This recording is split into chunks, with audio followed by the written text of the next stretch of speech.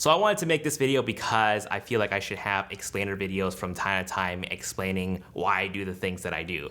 I used to think that action speaks louder than words. How I present my videos, how I present myself in my videos, and the objective takes that I give you guys would be good enough. But in the modern day age of digital information overload, not everyone tunes into every single one of my videos. I get it. That's why I think a video like this would really help me build a better connection with you guys and to anyone who has a curiosity for this vessel that is Jason Vong. And one of the biggest questions I get over the years is, why do I only talk about Sony cameras? And because of that, it sparks this huge misconception about me that I am an official Sony ambassador, or I get paid by Sony to talk exclusively about their products. And that couldn't be any further from the truth. Just look at their website. I am not on their ambassador list. I am not an artisan. I am not an Alpha Collective member. And it's funny sometimes that even their own internal people think I am a collective member. I'm certainly not an employee that got hired by Sony almost a decade ago to start this undercover YouTube personality channel in hopes to sell more cameras. Boy, wouldn't that be a crazy conspiracy.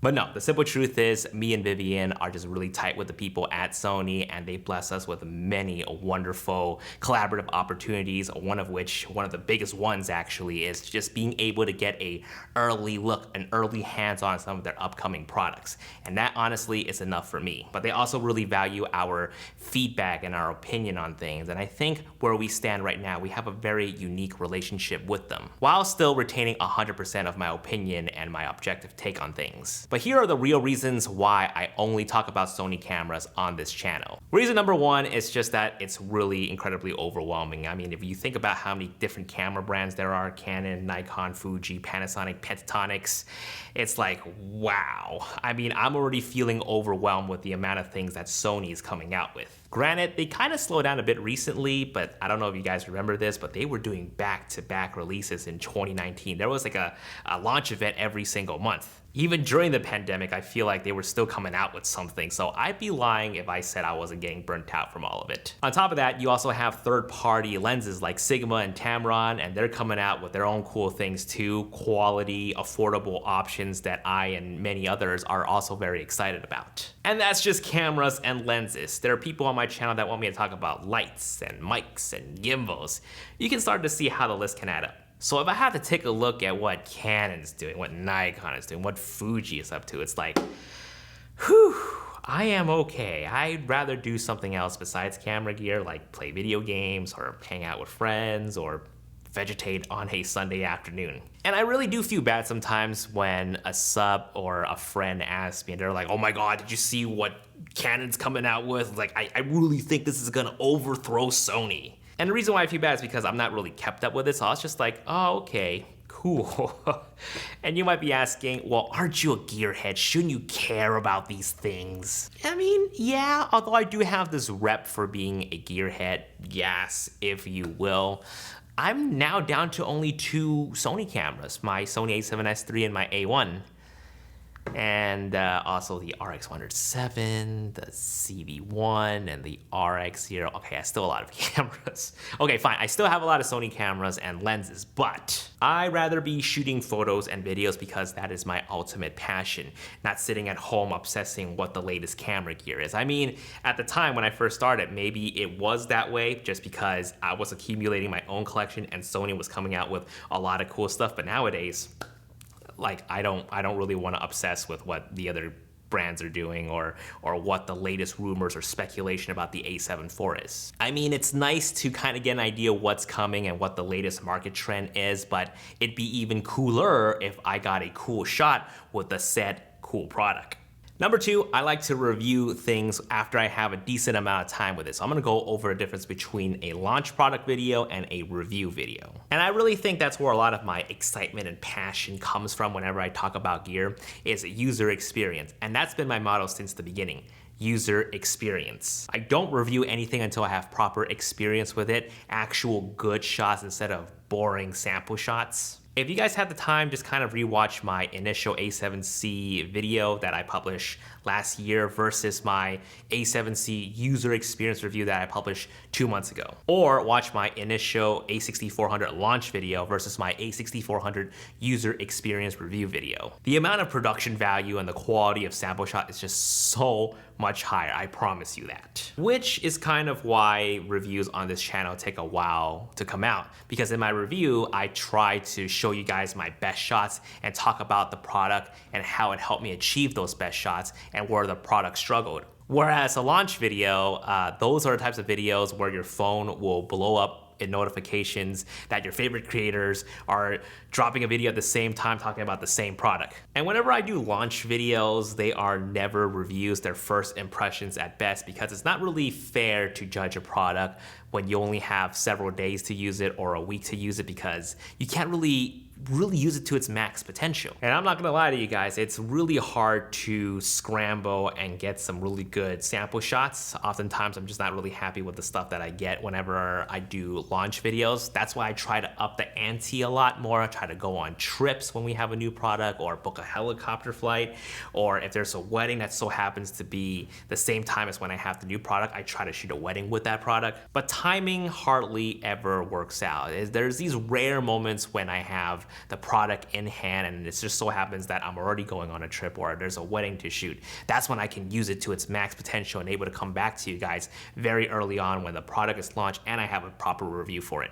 But again, that's very rare. And a couple of years ago, I used to be so obsessed with making my launch video different from everyone else, right? Like, oh, Sony has a new camera, let me go ahead and rent this other camera and a couple of these lenses and do these massive comparisons, because I just wanted to make sure that I was saying things that are different from everyone else's, coming in from a different take, making sure my video is as helpful as possible. But honestly, that really stressed me out for a couple years, really. So nowadays, what I try to do for launch videos is just simply have fun with it, because I feel like a lot of us are feeling the same way, where it's just like, oh cool, you know, Sony has a new camera, or ooh cool, that Canon has a new camera, but I have the A7 III and it's still working just fine. So I think a lot of people who are still tuning back to my channel as well as other camera channels, they're just looking for entertainment. They're just looking to watch something and just, you know, get a kick out of it. And that's what I try to do, is something that I've been trying to do for the last 5 years, 6 years being on YouTube. It's just making very entertaining yet very informative videos at the same time.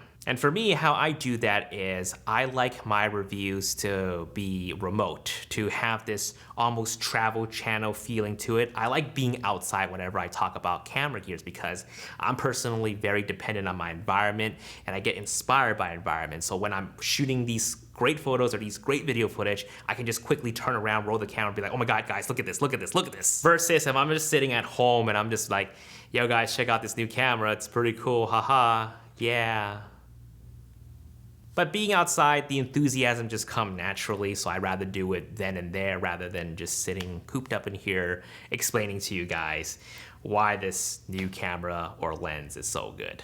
Reason number 3, this almost feels really weird to say, but it almost feels like because I focus so much on Sony, it makes me extremely credible. Now, some people do think I'm biased because I am overly positive in my videos, but I do bring up negative aspects as well. It's just that I don't bash on that one flaw for 10 minutes like a lot of angry YouTubers do. I just kind of bring it up and be like, yeah, this is something that you might run into, but here's a solution that you might want to consider when you run into this problem. And I think it helps to review only one brand of camera, because I know the history of it, I know the technical ins and outs, where the greatest improvements are, where are some things that they still need to work on. And I'm sure you've seen sometimes reviewers have the new product, but they're not necessarily informed, or they weren't too thorough with their research, that they end up writing something that is wrong, and it upsets a lot of fans of the product because it just paints the product in a bad light. Now, I'm not saying I'm a saint or anything. I'm pretty sure I make mistakes in my videos too. Surprise, surprise, Jason Vong can be wrong. But you can see why it's not right or fair of me to review another camera brand just because I'm just not really familiar with them. Unless, of course, I go through that whole user experience route where I use it for at least a couple of months and then come back at you guys with that review, but yeah. Now, this is not to discredit anybody or any channel that reviews multiple brands of cameras, because there are channels that do legitimately use multiple cameras on a constant basis. But here's how I see things as, right? These are the channels that will assess different cameras and kind of come back at you guys with like, hey, maybe this camera will fit your need, or if you want to do this certain activity, this is the camera that's perfect for it. And once you sort of figure out that camp of cameras that you may consider, or maybe you bought it, you would do more research on it, and that's where someone like me comes in that gives you guys an even greater detail as to how to use the camera or how to get past a certain flaw that it might have. Reason number 4, it's already expensive, right? Cameras are an expensive hobby. You know that. You don't need me to tell you that twice. Now, I could run multiple camps, right? Like sort of how Fro does it. He has tutorials on Canon cameras, Nikon, Sony, Panasonic, but it all comes down to, again, just being that feeling of being overwhelmed. And like I've explained earlier with the way that I like to do things and how incredibly slow I am, I would want to own these other cameras and lenses just to be able to use it for several months before spitting back out a video. And honestly, that would just take up way too much time. I really think you need a system or a support team to really help you out with that. And of course, I can be a personality and have a team do some of the writing for me. That would be like a Linus Tech Tip Empire status. Hey, wouldn't that be cool? CEO Jason Vong. Jason Vong Tech Tips. Jason Vong Camera Tips. But that's not something that I am aspired to do at this point in time. Maybe someday in the future, but as of now, I just like to kind of run things solo with Vivian, and that's just something that we want to do. Just do a little bit of these camera videos and then enjoy ourselves the rest of the time. And I really do have very wonderful friends and subscribers that are always willing to help me out. They'll be like, hey, I have this Canon camera. Do you want to borrow it and review it on your channel? Do you want to do comparisons with it? And as much as, you know, that would really help me out a lot, I just rather, again, shoot photos and videos than to sit around at home and nitpick cameras all day. And these types of comparison videos just fuels unnecessary camera wars. I've done it in the past, and to be honest with you guys, I really don't like it because there's really no winning to it, right? No matter how objective you are, you're gonna have people that are just gonna double down because, you know, I get it. They bought into a system, they felt like they made a justified purchase and they are right and everyone's opinion is wrong. But no, really, like I get it, but it just invites these toxicity that I really don't want to have on my channel. Like, I'm sure I would score way more views making these controversial videos, but for my sanity, it's like, no thanks. Like, I'd rather have a video that has 5,000 views only and I actually enjoyed making it versus having a video that's 5 million views and there's a death sentence for me, right? But anyways, that's a great thing about YouTube, right? You know, in this space, there's someone else out there that's gonna be able to handle that, right? Maybe they're really good at being detached from the comments, you know, they can make these videos. But for me, I just like to do my reviews as how the product stands on its own. The only time now that I do comparisons is if, you know, I'm trying to be like, hey, this is the reason why you want to spend this extra money for this camera or this lens, or this is where you might want to save some money and get this camera or this lens instead. That's it. And lastly, number 5, I just love my niche community of Sony users. I love being recognized when I'm out in public and they be like, hey, oh my God, you're Potato Jet. Okay, honestly, that's a super overplayed joke by now, but honestly, I don't mind being mistaken for Gene. I still think it's kind of funny, but a lot of times when someone comes up to me and they'll be like, hey, oh my God, aren't you on YouTube? And we chat for a bit, and in my mind, I'm just like, boy, I hope they don't think I'm Potato Jet. But no, really, I love hearing when someone tells me that I really help inspire their choices and how happy they are with their purchasing decision. Like, legit, I have photographers and filmmakers come up to me and say like they won awards or they scored this huge commercial gig all because they started watching my videos and how I convinced them to buy the A7 III or the Zeiss Batis lenses. So like in Korea, we met this foreign ambassador for the country, right? He's this really tall German dude and he's so cool, he's awesome. He worked on so many television gigs. He does a lot of producing.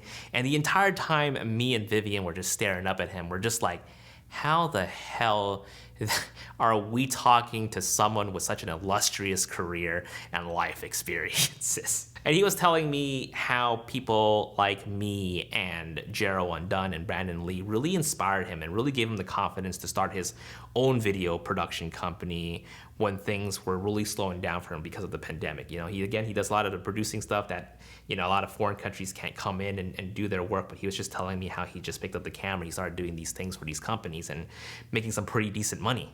And that really touched me, right? Like, I think for a while, I kind of let the comments get to my head, you know, like every time there's like a new camera, a new lens, you sort of have to deal with this like rage from the community, this toxicity that I was kind of talking about, and it kind of gets pretty tiring sometimes. And it's a real refresher when you hear someone coming up to you and just letting you know, like, hey, like your video has helped me in my career so much, like you don't even know it. I'm just like, damn, that's awesome.